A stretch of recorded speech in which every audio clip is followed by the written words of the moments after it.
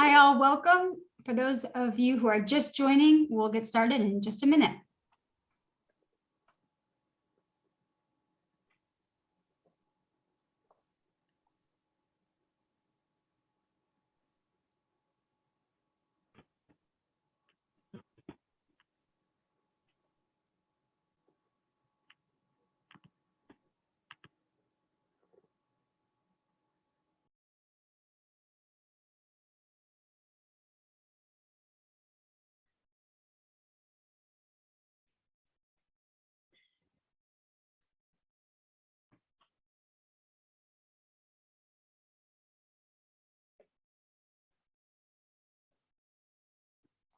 All right, Janine, I'll continue to let people in. Why don't you take it away?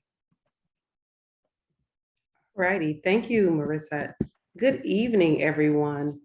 Again, thank you for joining us. We are very happy that you decided to spend your time with us this evening. Welcome to the second and final Zone Tosa Public Workshop.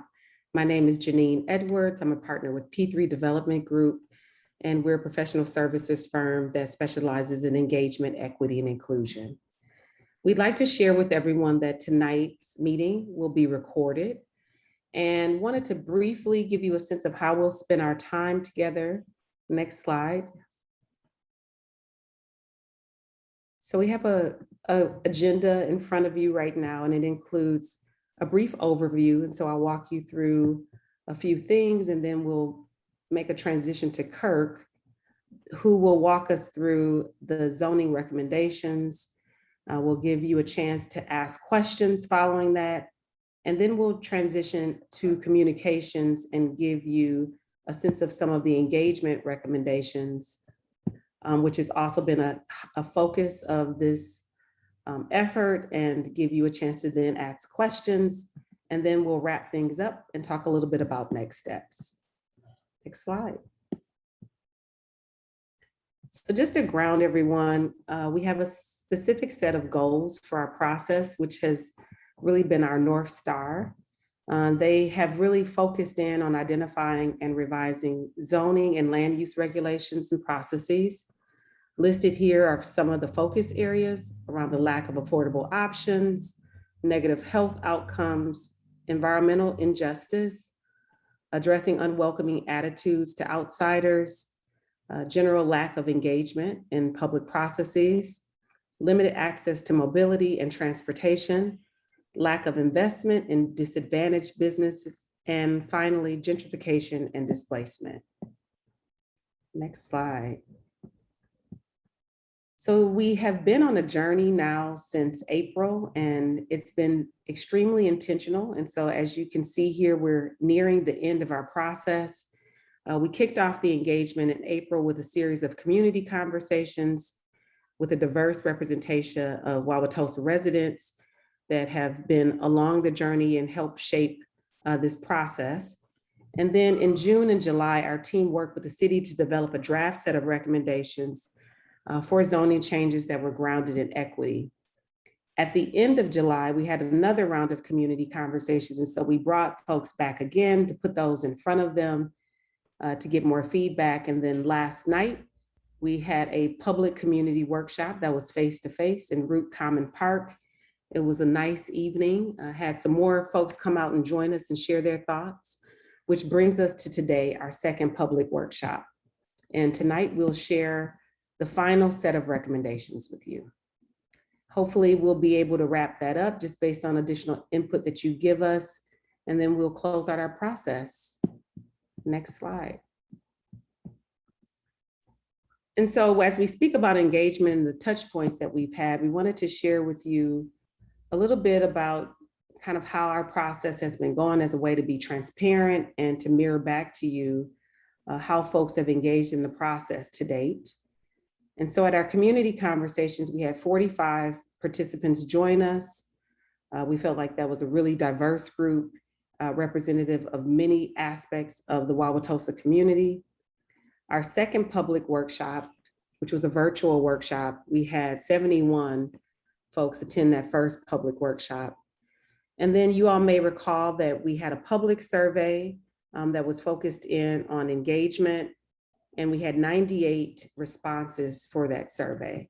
And so we are very happy that those of you all who are here with us tonight, because this is another opportunity for you to share. Next slide. And so some of the engagement themes that have emerged through the process are presented here on your screen. First, making Wauwatosa more welcoming, and asking how can that be done? How do we ensure that it is welcoming and open and available for everyone that wants to live, work, and play in the Wauwatosa area? We've heard consistently around the lack of affordable options, the diversity of options, and increasing those housing options. We've also heard a lot about the importance of enhancing accessibility and doing that in a way that keeps in mind those that most need access and affordability.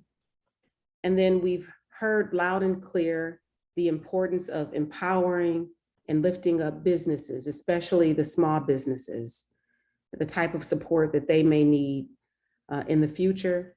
And then finally, because part of our process has been very focused on engagement, ways that we might be able to consider how we'll enhance the public engagement process. And so you'll see some of these themes also reflected in the recommendations that we'll share this evening. Next slide. And with that, I'm going to now hand it over to Kurt, who is going to walk us through those recommendations, and then you'll have a chance to ask questions. So Kurt. Thanks, Janine. Welcome, everyone. Thanks. I want to add my thanks to all of you for joining us tonight, and for those of you who've been on this journey with us over the past several weeks. I'm going to start by going through a series of recommendations as they stand today. These are not necessarily the final recommendations, but they are well along in the process of being finalized and being presented later in this process. And I'll explain this in a little while later on to the Common Council. I'm going to ask Marisa to give me the hook if I go too long. We wanted to make sure that tonight we allow quite an ample time for folks to ask questions and for us to attempt to answer them to the extent possible. Tonight, if you want to use the chat feature or raise your hand to indicate that you have a question later on in the process, we'll attempt to get to as many of those as possible. And we're also planning to post responses to any questions that we can't answer this evening on the project website, which is in the chat feature right now. For those of you who want to pull up the chat, you can link to that project website. I'll also mention that all of these recommendations and the presentation that we're sharing with you tonight is also on the website, if for some reason you'd like to pull that up and use it as we go along. So the first recommendation that we've come up with as part of this process is really a quite simple one, and it's received of the recommendations we've shared thus far, very widespread support, and that is to expand the methods by which the city provides notice of proposed zoning changes, conditional use permits, and zoning related development activities. Currently, mailed notice is sent to property owners within a certain distance of a proposed development. We're suggesting a couple of ideas. One, that instead of singling out owners of property, that we actually send notice to occupants of properties, whether they're owners, renters, or current residents of property. We're also suggesting that public notice hearing signs be posted on properties so that passersby, whether they live in the vicinity or not, can be made aware and be made aware of their opportunity to participate and weigh in on proposed zoning related matters. So the second recommendation, getting sort of beyond the process side, there we go. little bit of a delay here. Excuse my relates to some of the standards that now apply in the residential zoning districts. As you can see on the chart on this slide, the R2, which is the two-family zoning district, if you want to call it, the R4, which is the 4-unit multifamily, and the 8-unit multifamily R8 districts, all impose today a larger minimum lot size requirement on duplex, or what the ordinance refers to as 2-unit houses in the same district. So if you would like to build a single detached house in an R2, R4, or R8 district, you need a minimum lot size of 6,000 square feet. Today, if you'd like to build a 2-unit house in any of those districts, which is a use permitted by right in those districts, you have to have a slightly larger lot. And so we're suggesting that the playing field be leveled there a bit, and simply require the same minimum lot size for 2-unit houses as single-unit houses, and thereby make it a bit easier to build 2-unit houses in those zoning classifications. The R2, R4, and R8 districts, which are the subject of this recommendation, cover about 15% of the residential owned area of the city currently. And of course, many of those lots are, many or most are now built upon. So this changes into a sea change. There isn't tremendous vacant land in the city within these or other zoning classifications for that matter. But as redevelopment occurs and as opportunities present themselves, this would provide for opportunities to to do 2-unit houses in districts that are designed for 2-unit houses on a more even basis. Recommendation 3, which is related, it relates to the number of dwelling units permitted on properties in the R2, R4, and R8 districts. Just a bit of an aside, I know that sometimes these symbols and abbreviations can be a bit daunting or confusing or just plain weird to folks who aren't familiar with the city's zoning ordinance. The R2 classification, the R means residential, the 2 is an indication of how many dwelling units are allowed per parcel or per lot in those districts. Same with R4 and R8, 4 units max in R4, 8 units maximum in R8. To that point, we are suggesting that the absolute limit on the number of dwelling units allowed in the R4 and R8 classifications be eliminated. It is, in our experience, and I've been in the zoning game for about a little over 30 years now, very unusual to have an absolute cap on the number of dwelling units permitted in what is a multi-unit zoning classification.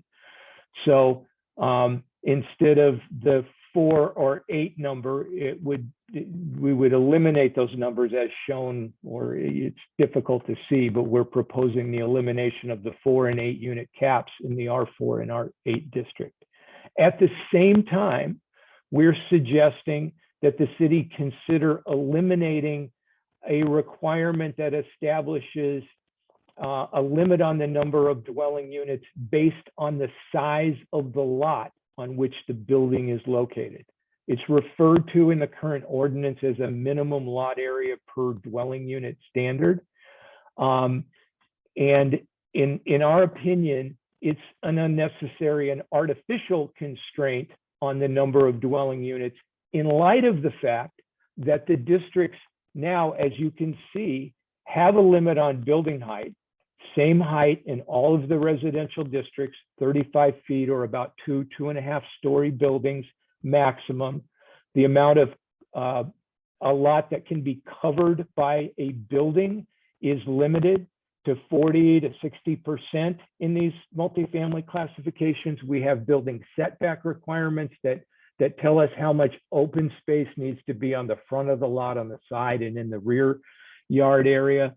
So since we've established that sort of physical envelope that ensures that the building's size and scale fits within the neighborhood in which it's located, we're proposing the elimination of that additional artificial constraint that controls the number of units based on the size of the lot.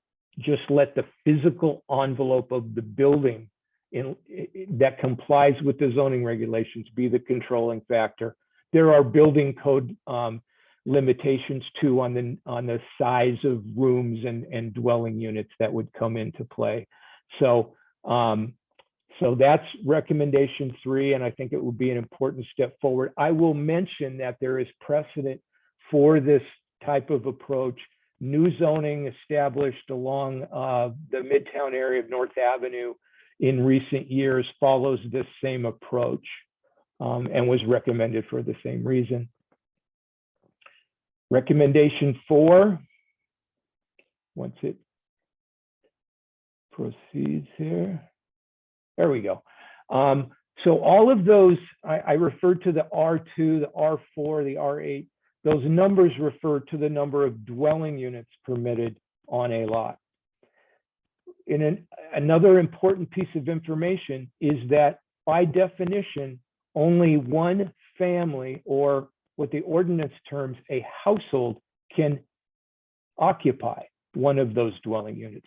So the definition of household is also an important control on the number of folks who can live in the city in various zoning classifications.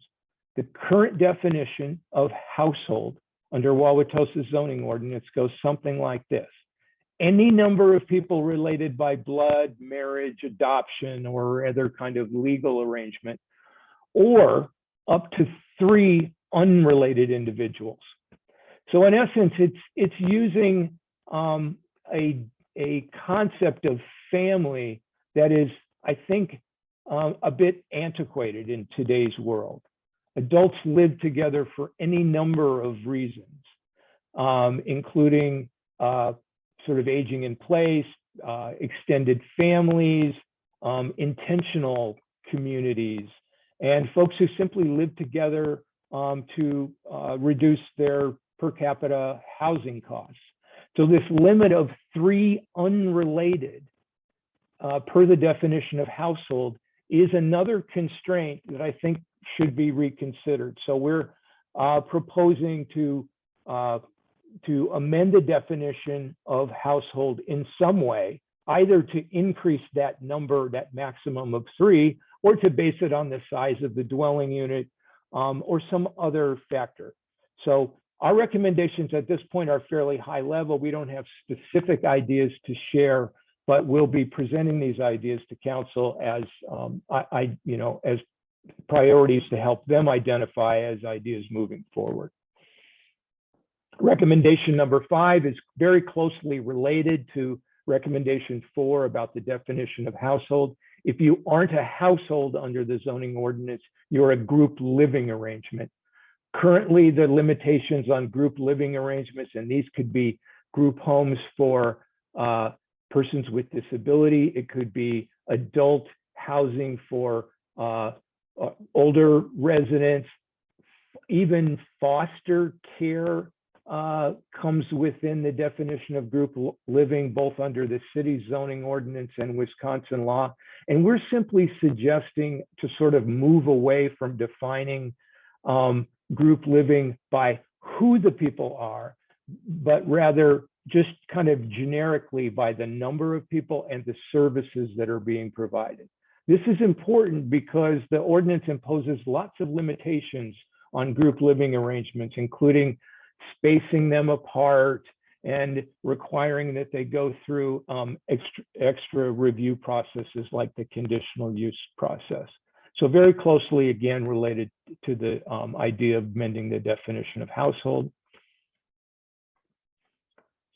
Recommendation 6, 2 years ago, the city amended its zoning ordinance to allow what are referred to as accessory dwelling units.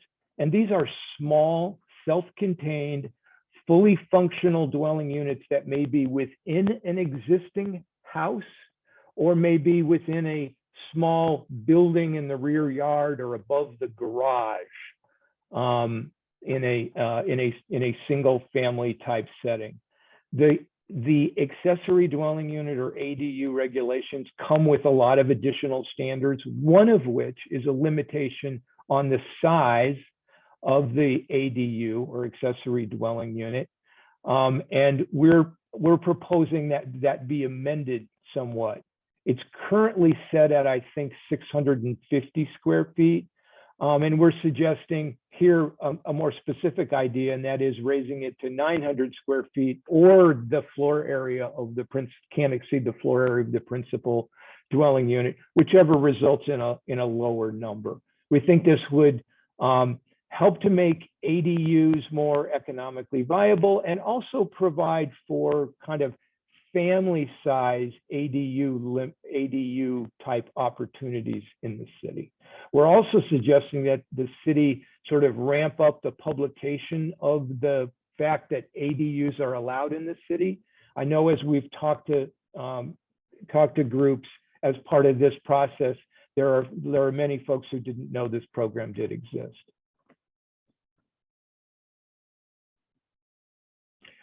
Recommendation 7 comes hand in hand with some of our ideas for removing artificial constraints on density, and that is re-looking at the city's minimum off-street parking requirements.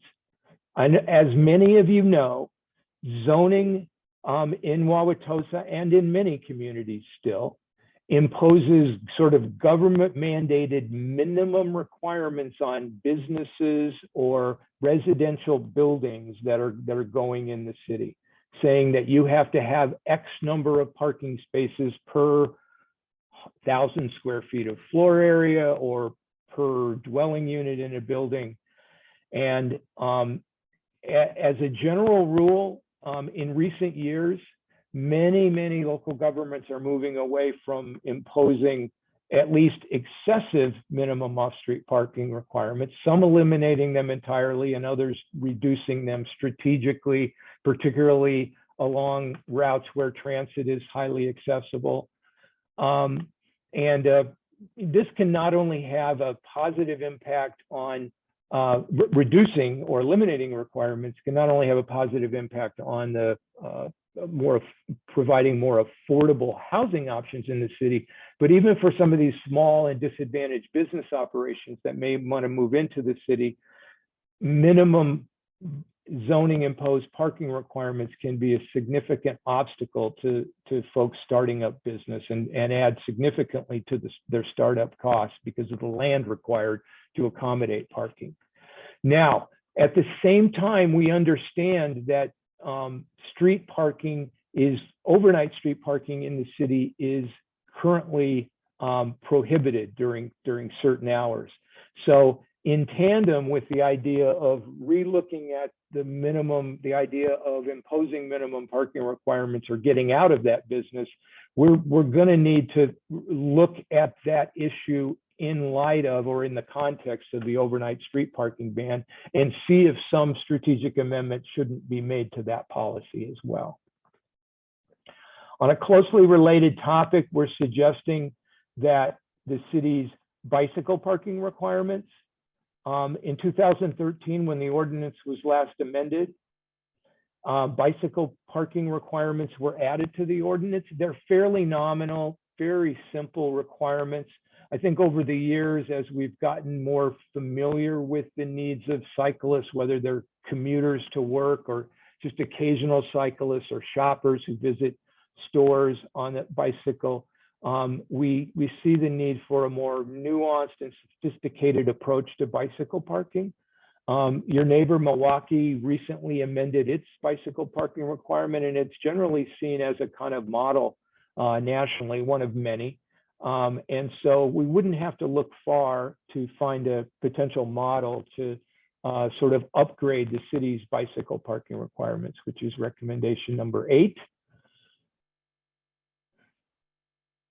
Recommendation number 9 is particularly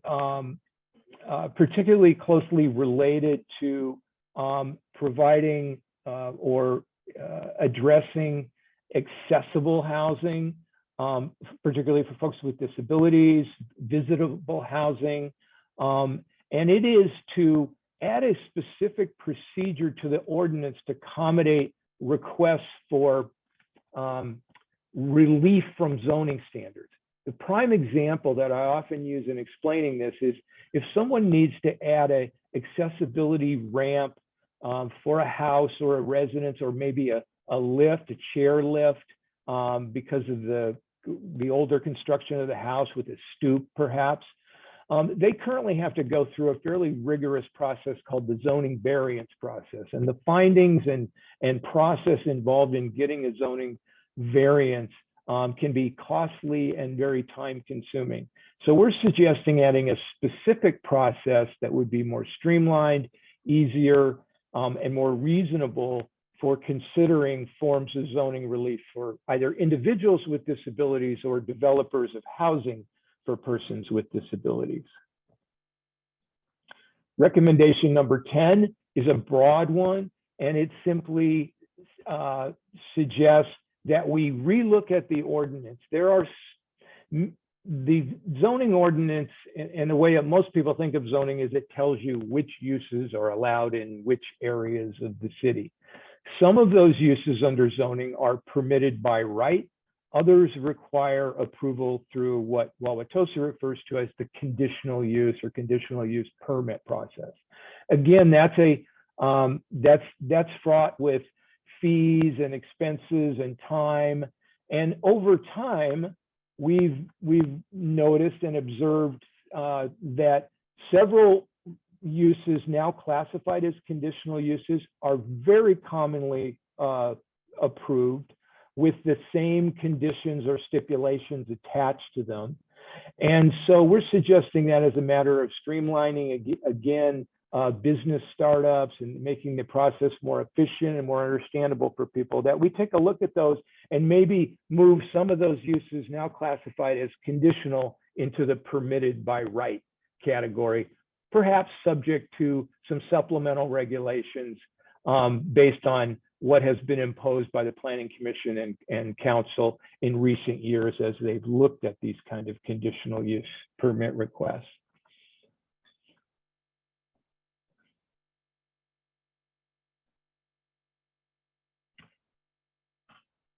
Got a couple other recommendations to share with you, and they're related in some way to recommendations 2 and 3. Recommendation 2, I think, was to revise the minimum lot area requirement for duplexes in the R2 district. We're also suggesting at the same time that we sort of reevaluate the types of housing permitted in the R2 district to accommodate something that planners are increasingly referring to as missing middle housing types. And the missing middle name comes from this kind of diagram that I hope you can see on your screen there. We look at detached single family homes on kind of one end of the spectrum, and mid-rise or high-rise apartment blocks, apartment buildings at the far end. And then there's these kind of middle types that are often missing from communities or missing from zoning ordinances. And these can be duplexes, they could be 3-unit, 3-flat buildings, or what some people call triplexes, 4plexes, 3- and 4-unit buildings, courtyard apartments, courtyard housing where small cottages are arranged around a common open space or common green, townhouses. Those are classic kind of missing middle or middle housing types. And we think that the R2 district may provide an opportunity to accommodate more of those middle housing types. And so in tandem with the idea of amending the minimum lot area requirements, we're also suggesting that consideration be given to permitting either as of right or through the conditional permit process, and perhaps subject to design standards that ensure that these buildings fit neatly and very compatibly into our neighborhoods, no larger in scale and so forth, to permit those in the R2 district. Recommendations 12 and 13. Number 12 is to suggest that the planned unit development or PUD overlay in the city. That's a tool in the zoning ordinance that allows property owners to request and for the Common Council to approve zoning that deviates from the standard R2, R4, C1, whatever zoning kind of is the underlying base zoning of the property. Currently, the PUD overlay tool says that properties are supposed to advance a broader common public purpose. And we're suggesting that affordable housing production could be added as a specific criteria that PUD projects would have to advance as a way to justify their approval. Because after all, their approval, they're asking for a little more in terms of deviating from what would otherwise be allowed under zoning. And so it would be reasonable and fair, or a case could be made at least, that it would be reasonable and fair to request some participation in meeting the city's affordable housing needs for projects requesting the PUD type approval. Another approval related idea is the suggestion that when a request for a rezoning or even a PUD type overlay comes in, that one of the things that the report and recommendation to the Plan Commission and the Common Council, and that their consideration should expressly address, is whether that proposed change or proposed development would have negative impacts in terms of displacing existing residents or removing kind of naturally occurring affordable housing from the building's housing stock, and what, if anything, the project is doing to sort of mitigate those negative impacts. Finally, for tonight, recommendation 14 is a longer term objective and recommendation, and that is to, when the city next updates its comprehensive plan, which I think is currently tentatively scheduled for maybe later next year, 2022, that consideration be given to re-looking at some of the areas now designated for single unit, single family, R1 style zoning, and maybe upzoning some of those areas into a more of an R2 where we get the middle housing types, the 2, 3, 4 unit buildings.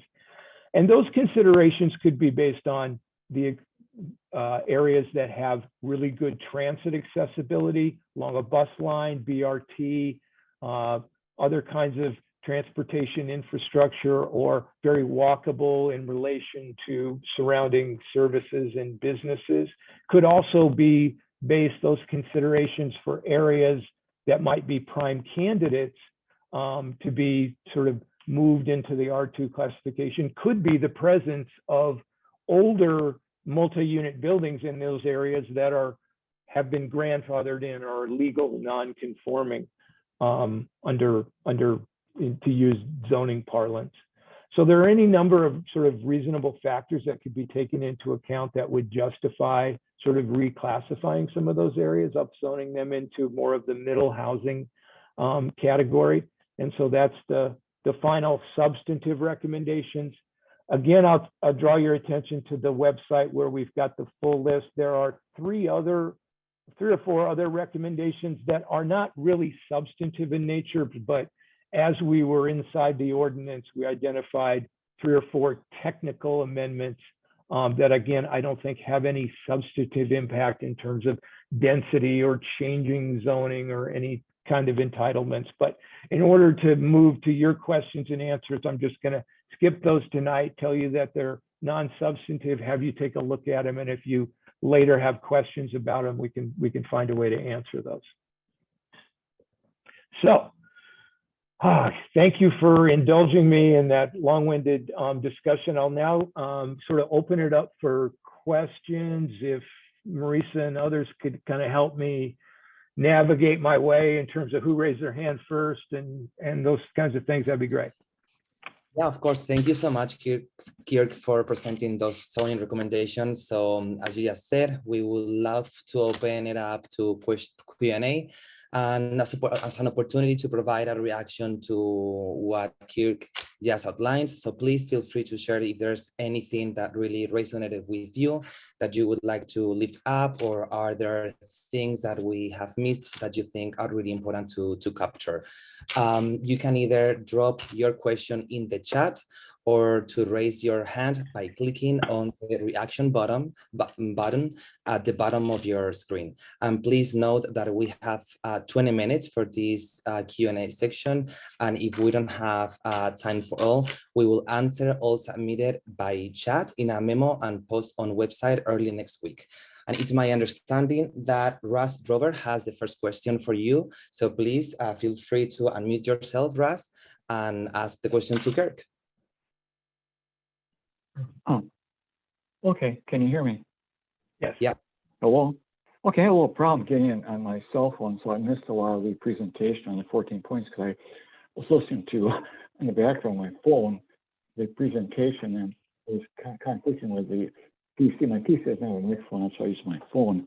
And usually I can use it no problem and watch the video and also raise my hand and hear the audio, but I couldn't this time anyway, or the problem is another issue. But I really have some quick comments here. Maybe they're not questions, more like comments. So if that's okay, I can bring those up, or if you want me to make some comments on the matter, that's fine too. But I just want to, my feeling about the Tosa for all zoning is basically my position. First of all, I feel that it appears that all this zoning for all through Duncan and Associate was created without the Common Council being involved at all. I'm really disappointed with that. And you're hired, of course, and understand you're hired and you're paid for it, so you're not going to object to that. So I just bring that point up. And I think further that the Common Council should approve, I say, and the confirmation of the budget funding process also. And I really think that benefits large to developers rather than to all, giving them more flexibility on smaller parcel land, and not for residential areas which front on large parcels on the background. That the zoning change will change the character of nearby residential areas if they're nearby by allowing higher density, along with streamlining the approval process, make it easier to move forward for approval. This is not acceptable in my opinion. We need to respect unique areas of the city, such as the Wauwatosa Village Center. And this plan, Tosa for All, really is going to go above that and override that. And I feel we'll lose character in the village. It'll become another, like Water Street in downtown Milwaukee, be a big city atmosphere. Anonymous, even more anonymous than it is now. I think there should be special guidelines for areas of the city, such as the village itself, the heart of the village, and also reserve the character of special areas that were overlapped by the proposed zoning changes. And another thing, the last point, is that further condominiums for residents wanting to have carefree living have been largely ignored for Tosa for All zoning. They favor mostly high-density apartments, along with the other provisions in there which are okay for apartments in general. I don't oppose that, but I'm thinking that there's a lot of residents shifting the population one area of the city and disallowing residents who want condominiums on this scarce piece of land available. They're not being able to have that option. So those are my comments. They're not really questions, but I respect your time in doing this for your association. But that's my viewpoint. And I thank you for the time to speak my mind. Thank you. Thank you for joining us. Okay. You're welcome. Thank you for sharing those concerns. I think the next one is Robin Palm and Anne Heidkamp. You will be the next one. Okay, see if I can everybody hear me? Yes, Robin. Hi. I'm fairly familiar to the other one. I guess my question is, have you guys thought about actually kind of that maybe this doesn't go like far enough?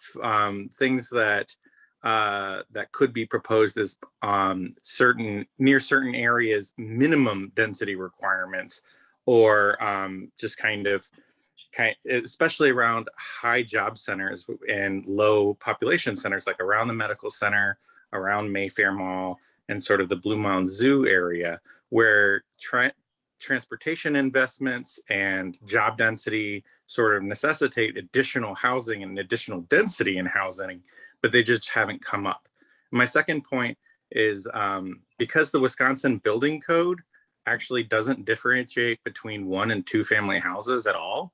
why not allow duplexes in every zoning district in Tosa? Because then you get all of the stuff that's in West Tosa the lots are bigger and they're more likely to redevelop than some of the older, more historical houses in East Tosa. So 2-point question. One is sort of minimum density or high density corridors to sort of really concentrate it on those 3 select areas. And because of the Wisconsin Building Code, perhaps allowing duplexes in all the residential districts of the village. And I will await your answer. Yeah, well, your second point, you saw that recommendation 14 is that we give some consideration to at least strategically looking at some R1 zoned areas for potentially a reclassification into more of a middle housing type. We just feel like internally on the consultant team, I mean, we need to view this in the context of the comprehensive plan, which does call for those areas to be single family. And I think it requires a somewhat more nuanced and greater study, this idea of allowing duplexes by right in some R1 areas. I take the point, and there is precedent for this. And I applaud those communities that have kind of taken that step, but we're trying to really promote a balanced approach here. As for the idea of minimum density, we just think, Robin, that there's so much to be accomplished by removing unnecessary regulatory constraints in the existing ordinance that we want to start there. Even my experience is even in highly regulated markets like on the West Coast, and Portland has experimented with minimum intensity over the years, and it can be fraught with some real challenges. So I just kind of feel like this is an iterative process, and we want to kind of remove obstacles, provide incentives before we move further down the spectrum to imposing sort of greater regulatory requirements. Awesome, thank you. A lot of the suggestions are really great. No, they're terrific, and we're happy to have your progressive voice talking about those ideas. Thank you. Thanks. Thank you, Robin. Anne, you can go ahead. Anne. Okay, thank you. I had a question about recommendation number 3. I'm not sure I understood it exactly.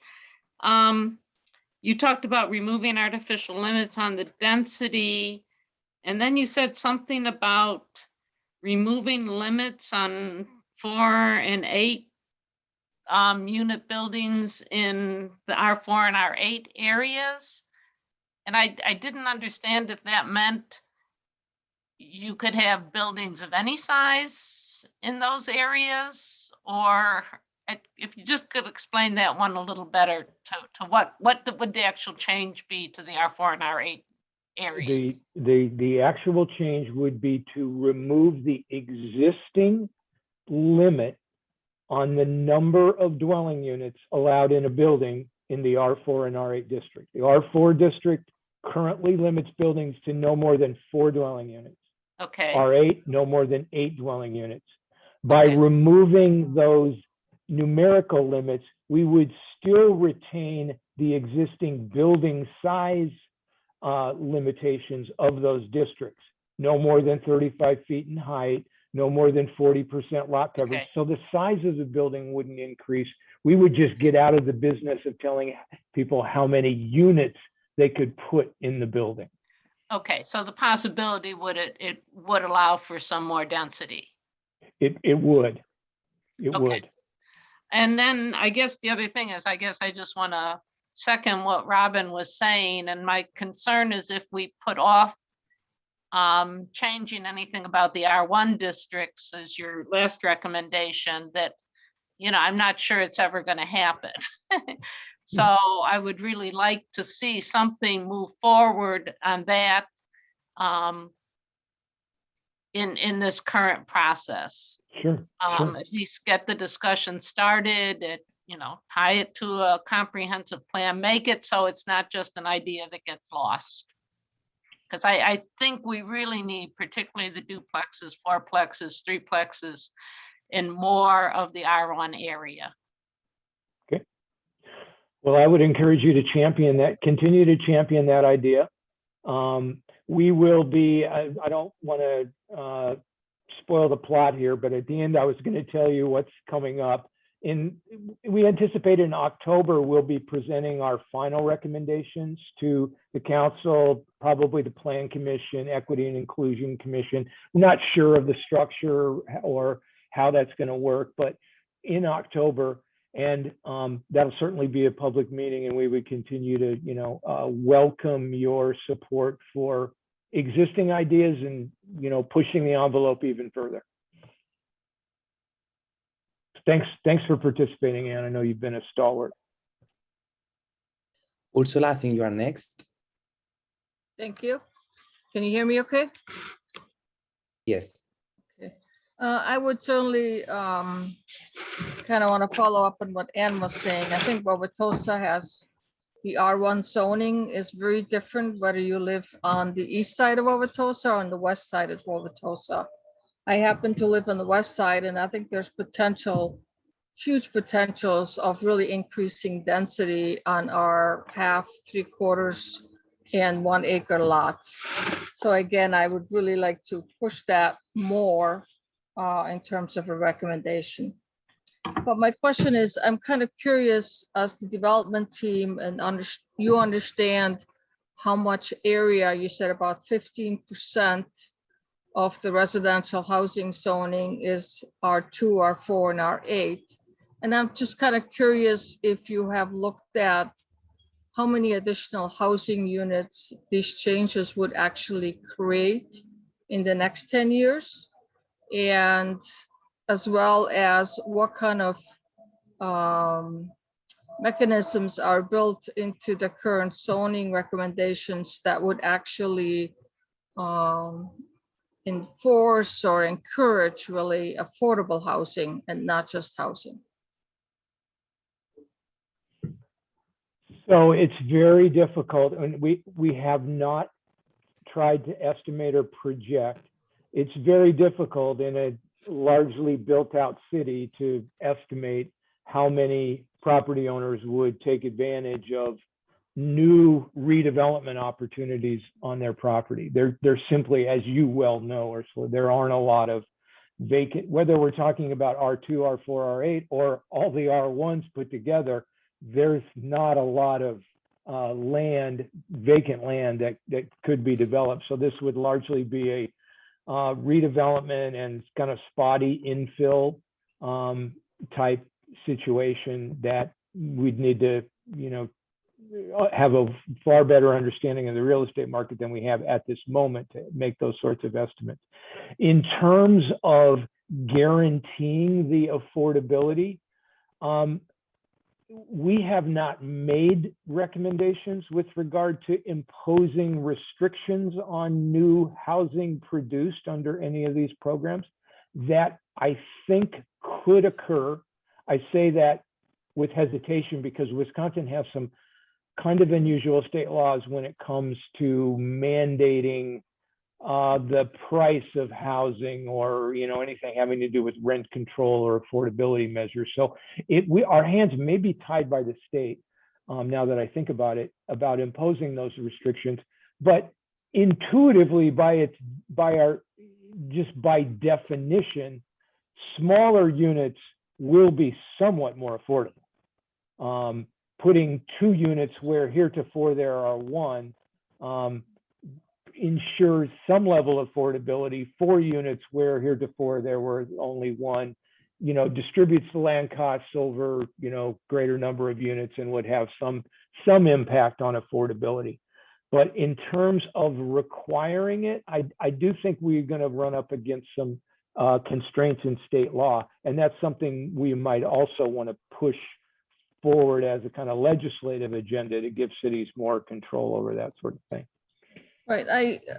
I mean, I agree with that. I think, for instance, the parking requirement reduction, I mean, that's something that could be specifically targeted to small housing that, if you're within a certain minimum or maximum square footage, your parking requirement is reduced versus if you're building a large multi-unit development, then it's not.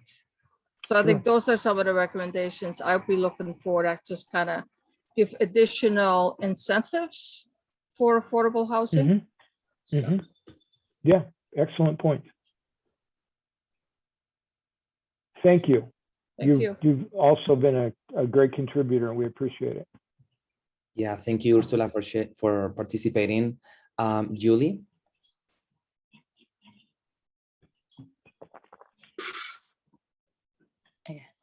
Hi, I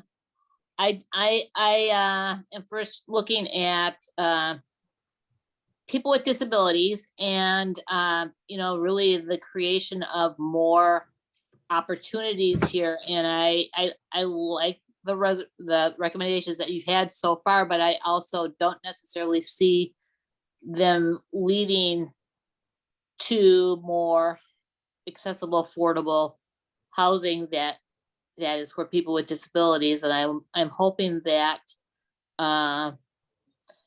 you look at the possibility of really like putting together a plan to actually look at the R1 district, so that, I mean, there's more land there that, could be developed, et cetera here. So I'm looking at that because that could actually maybe open up some things, because you're only looking at such a small space of just a crowded space already in Wauwatosa. So that is a recommendation or a question in terms of how this can continue to move forward here. And I guess, the other thing is really looking at racial equity here. And I don't necessarily see the plan itself just leading to racial equity. Well, really a lot of racial equity changes because it's such a small section. So, maybe coming up with some general additional recommendations. The city is really, the city says, that they're really looking at all of this, but this is not quite the plan that is going to necessarily meet that expectation, I don't think. So, really looking at how zoning could help with that issue. Thank you. Thank you. Well, and and thank you, Julie, again. I want to absolutely make clear that we welcome any additional specific ideas you have about how we can tweak the zoning ordinance to address these sorts of considerations. I've heard loud and clear that several of you want us to look more seriously at the R1 areas, which do comprise, well over 60% of the R zone land area in the city. We're hearing that loud and clear. But if there are other ideas that, would, in your mind, help us advance either the racial equity goals or providing greater opportunities for persons with disability to find housing, that's affordable or attainable in the city, we welcome it. The other thing that I'm sort of looking at is, maybe looking like R2, 1, 2, and 1, R2, R4, R8 districts, but like maybe some of the how the space itself is used by not only houses but businesses around them. There are parcels here and there that basically, if they would, I'm thinking about the spot on 68th and State. I live in State, and it's just it's just a parcel that right now the county and the city have it, but on the other hand, basically sooner or later somebody is going to pick that up because of the price will be high enough. And maybe looking at some recommendations as to how, if that does happen, things could be affordable. So making some proactive recommendations in terms of development as well, so that, it's just something that I'm thinking about, but like looking at how the footprint of everything is. Sure. I don't know if I making sense, but you know, No. that's, you know, that's another way of looking at it, not just looking at the housing, but the footprint of everything in that area, because the area that you're talking about is very dense and very, I mean, it's, you know, there's not a whole lot of options, but you know, there may be, you know, some ways of relooking at how to put it all together.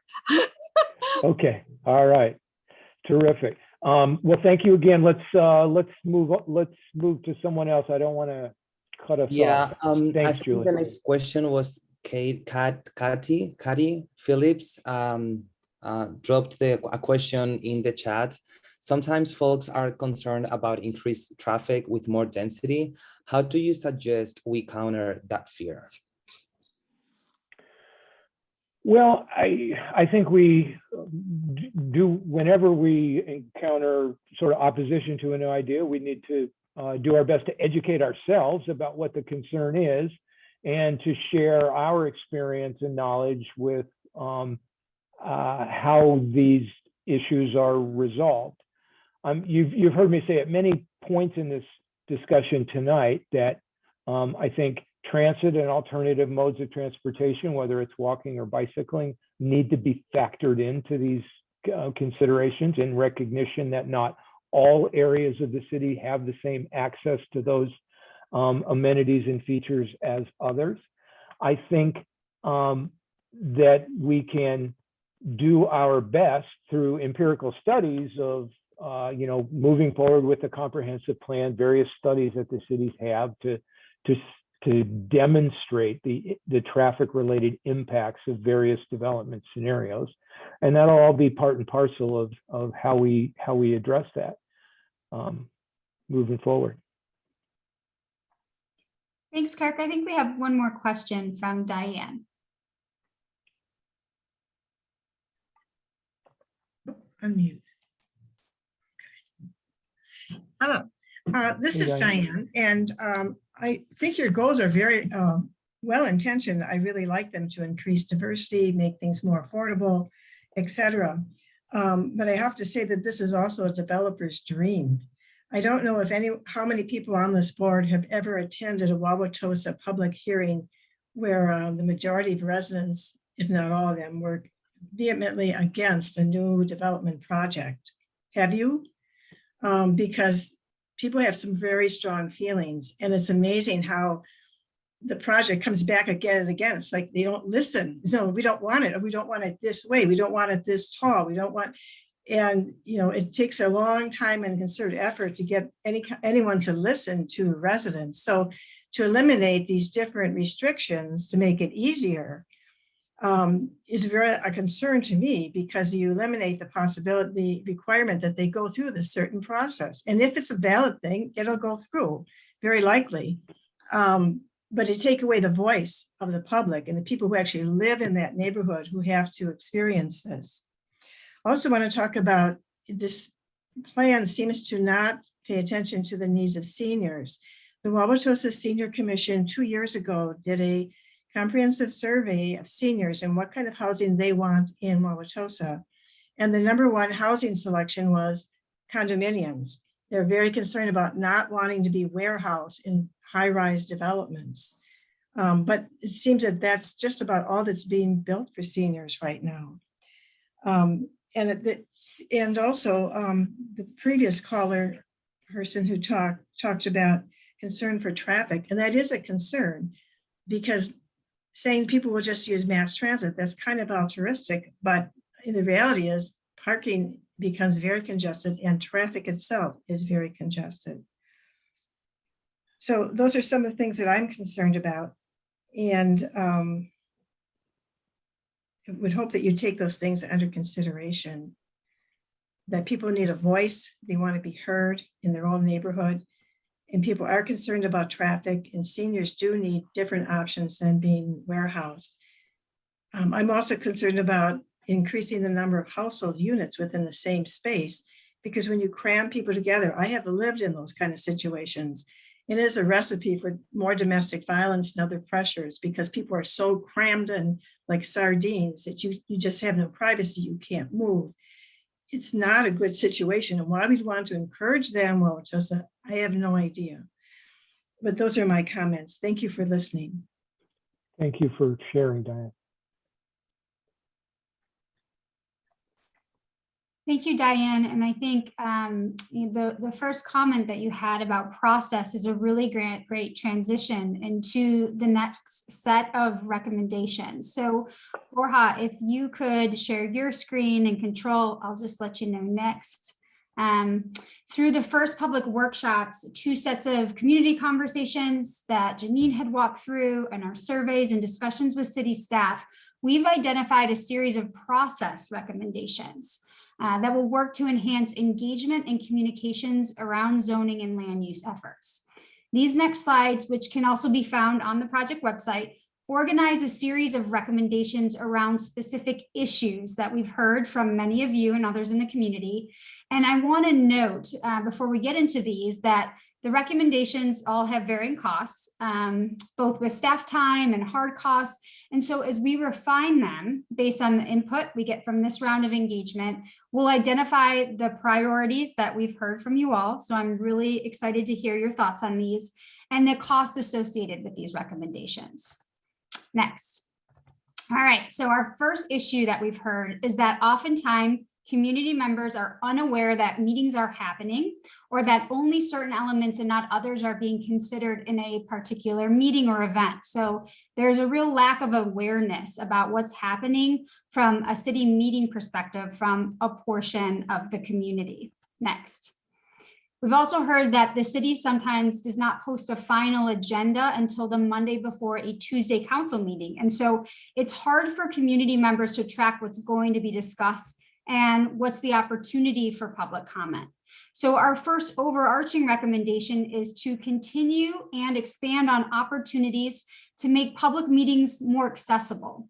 A lot of communities are finding that coming out of COVID, this hybrid model, allowing people to participate in person as and when it's safe to do so, and also have the opportunity to join from home has a lot of benefits. But in either case, these 2 recommendations apply.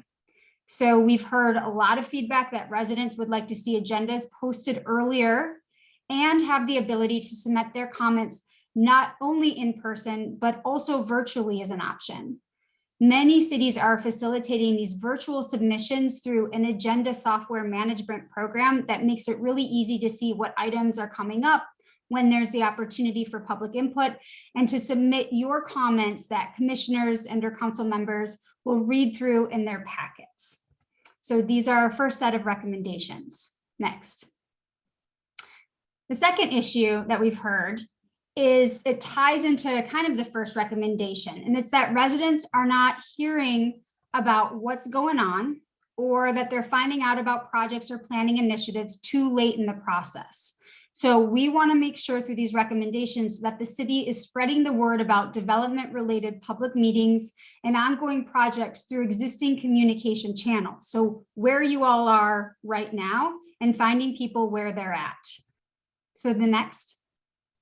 And so our recommendations really pertain to this.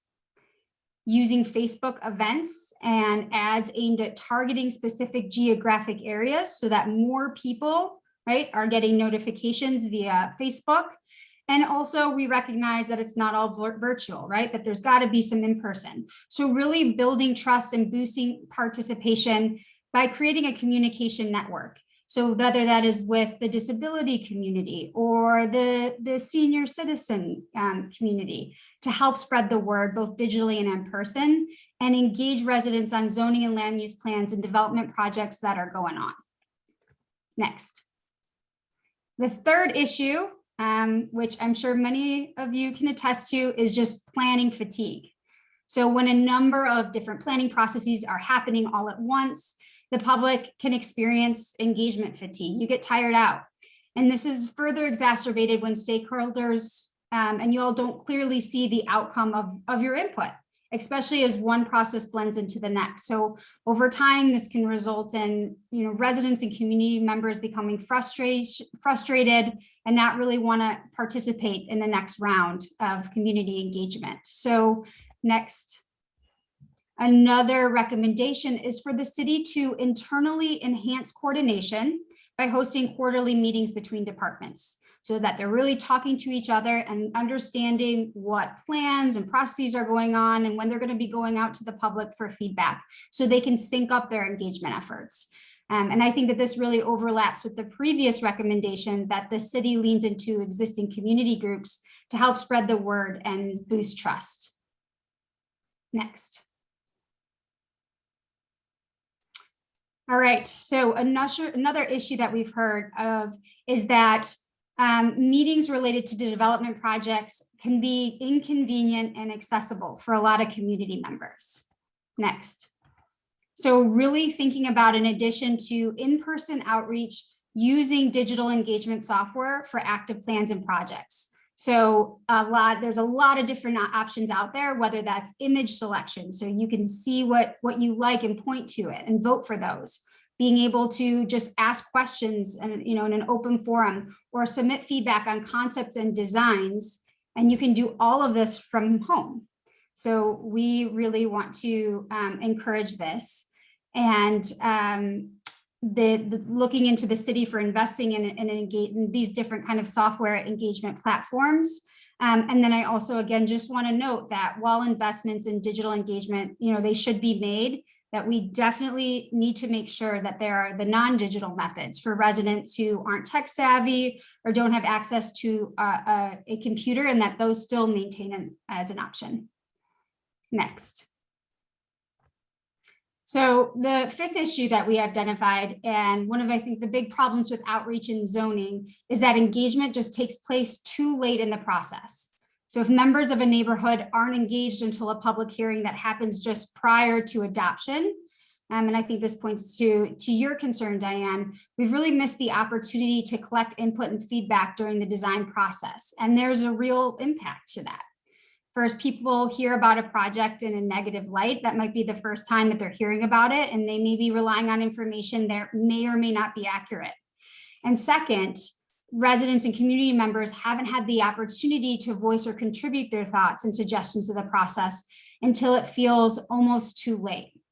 So some of our recommendations to address this are to, provide easy to access outreach guidelines for developers as a resource for engaging the community, or specifying requirements.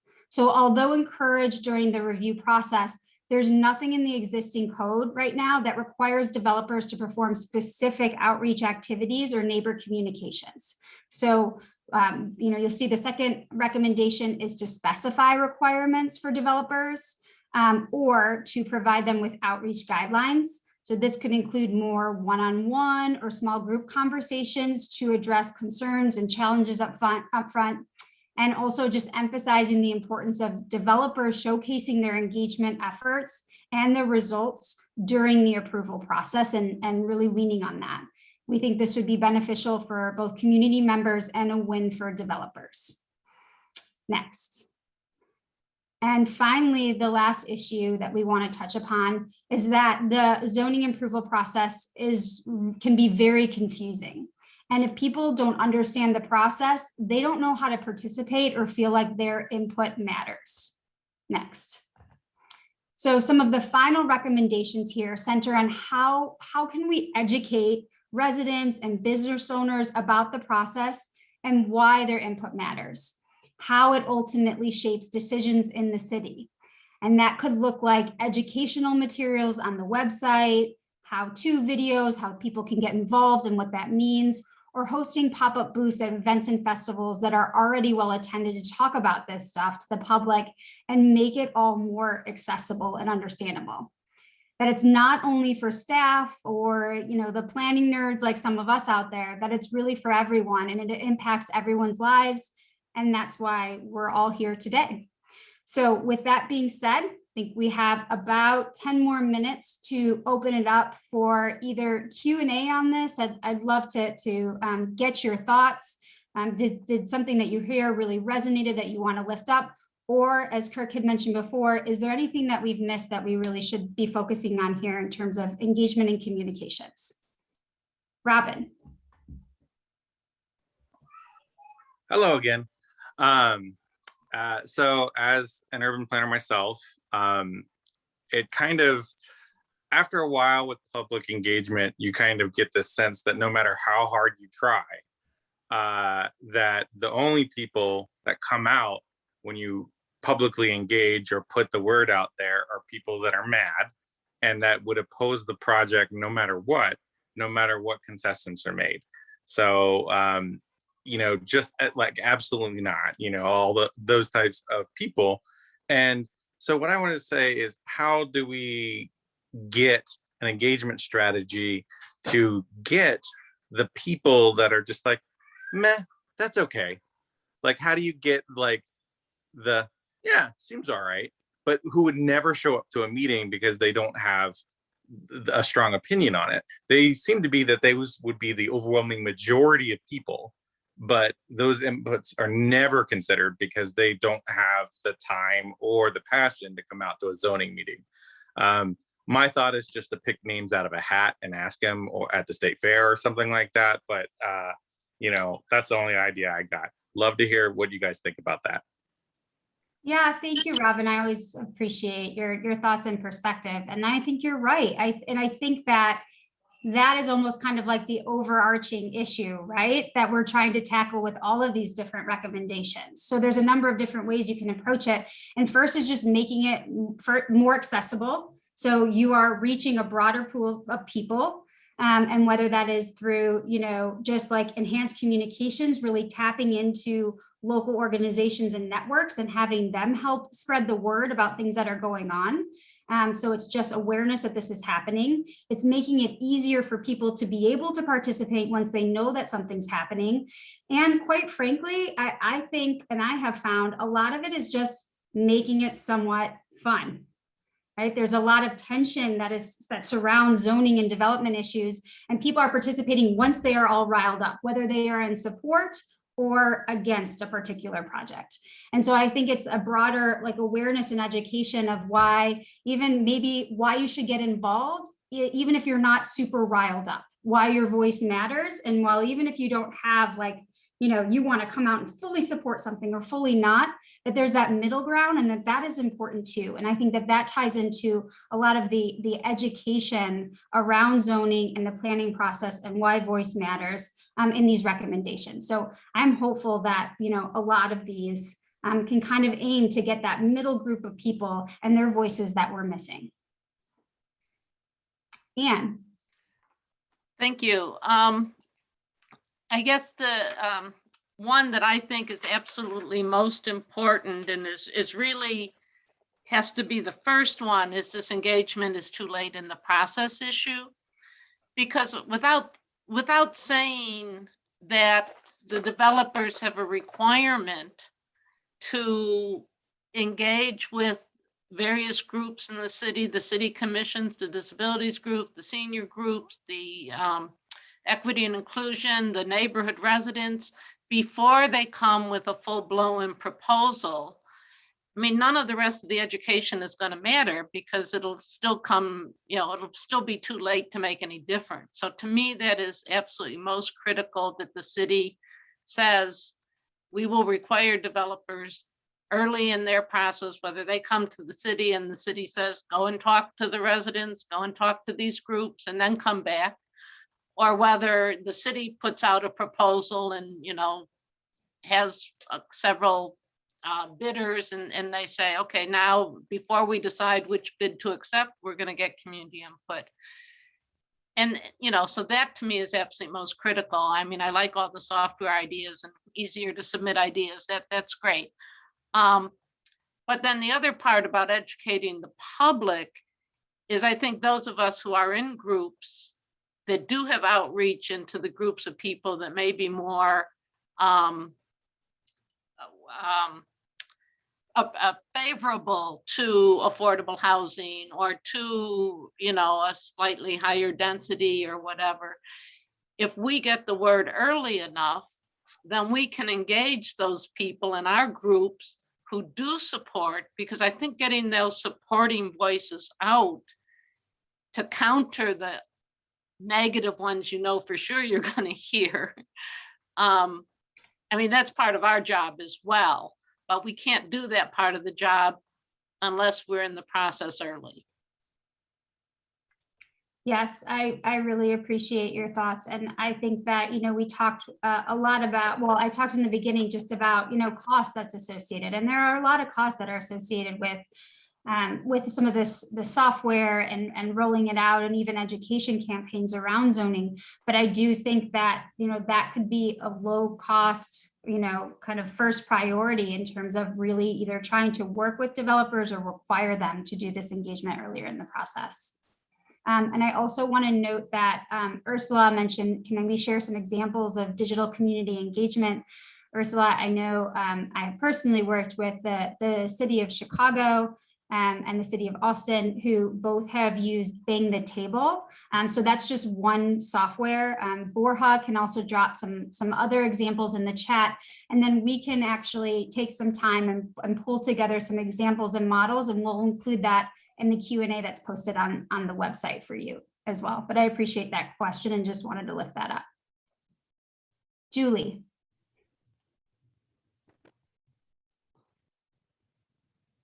Hi, I like the recommendations that you've come up with. I mean, I know that especially getting software where agendas are posted and actually put together more in a timely manner so that people have a tendency of actually being able to look at them rather than the night before, which has come, I mean, I've experienced that so many times. It's just frustrating. It's all of a sudden, okay, we've got a meeting. It's like, okay, didn't know about that, and it's, so you have to change your plan in order to actually attend things. It would really be nice to have some rules as to if we have to have things out for the public, to actually have the agenda out, especially for some of the, I mean, there's a lot of council meetings and whatever, and you just can't get the agenda. And it's like, well, you don't know what's happening until you get the agenda. So I really appreciate that portion of it here. I think having a hybrid option for more public comment really does bring more people out because they don't have to travel. It makes it easier for people to actually engage because they can just get onto their computer or they can just whatever. I mean, I've been at numerous engagements with the school system recently in terms of some of their school, the district meetings. And there have been a lot of people that have been on the on digital things that have made comments and stuff like that. So I think that really increases the ability of the city to get comments from people that just live there. No, I totally agree. And as a mom of 3 young kids, it's hard for me when I'm not working to get to those public meetings, even if it's something that I really want to be able to attend. So I think for all sorts of different types of people, just to be able to have that other option and that access is critical. So I very much appreciate your thoughts. All right, I am going to hand it back over. Thanks, Robin. Yeah, you're a toddler parent as well. I'm going to hand it back over to Kirk. He's going to talk a little bit about next steps and what's to come. So I've kind of spoiled the plot here by telling you earlier that over the next several weeks, we're going to be working to finalize these recommendations, taking into consideration some of the input we've gotten in tonight's meeting, last night's, and some other engagement activities we've had over the past few weeks. Be finalizing those recommendations, putting them together into a written kind of memo or report. And our expectation at the moment is that in mid to late October, we would be presenting in some kind of meeting format. We'll see what that entails. Our recommendations to likely the Common Council, and as I mentioned earlier, we're thinking maybe it's a joint session with the Plan Commission or Equity and Inclusion Commission, or maybe individual sessions with those groups. We're a little bit unsure about the format at the moment, but October is the kind of milestone that we're looking at for sharing those recommendations.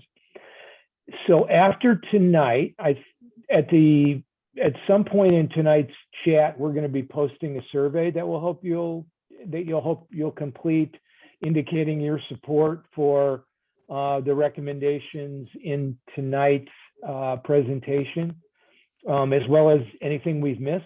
left off the list that you want to make sure that we consider. And I think we'll also be posting, if you think of something after you fill out the survey or after the meeting concludes, that you want to be sure and get on our radar screen. I think we'll be posting Marisa as the lucky recipient of all the emails that we may receive. We'll be posting her email address. So if you think of something, have a question, we'll be using that. And we'll be using the project website that's again posted on the chat through this off of a page off of the city's website to keep you up to date. If there are questions that came through tonight that we weren't able to answer, we'll attempt to get an email out to folks who signed up for tonight's meeting. Whether you attended or not, we're likely to give you a blast with a follow-up to tonight's meeting and any questions we couldn't answer. So what am I forgetting, Marisa? I think you have it all. We just, Okay. I think the survey, we would love for you all. I know you've given an hour and a half of your time. For many of others on this call, it's been an hours talking to us and submitting your feedback, but we'd love to hear your thoughts on the survey. And as I mentioned in the chat, please feel free to email me at any other time, ideas, questions, thoughts, and I'll make sure that I send that out to the team here. I would like to add one more thing. If participants who wants to fill out the survey, they want to go one more time through each of the recommendations that we have presented tonight, they will find a link that will take them to the list of recommendations that are posted on the project website. Yeah, so you can find them there. And then we'll also have the boards that were a part of our in-person meeting last night at Root Park stationed at the library, probably starting in the next day or two. So we can get some people, in person there. They have QR codes where if you just take a picture on your phone, it will take you to the survey and you can fill it out and corresponds with the boards. So we're trying to get as much feedback as possible on this. But the popsicles are gone that we had last night. You missed out. I know, y'all did miss the popsicles. You were unable to attend. We had Pete's Pops, but they've melted. The dry ice was fun. Well, thank you all for coming tonight. We really appreciate it. And we look forward to hearing back from you on the survey. Thank you so much. Take care. Appreciate your participation. Thanks, everyone.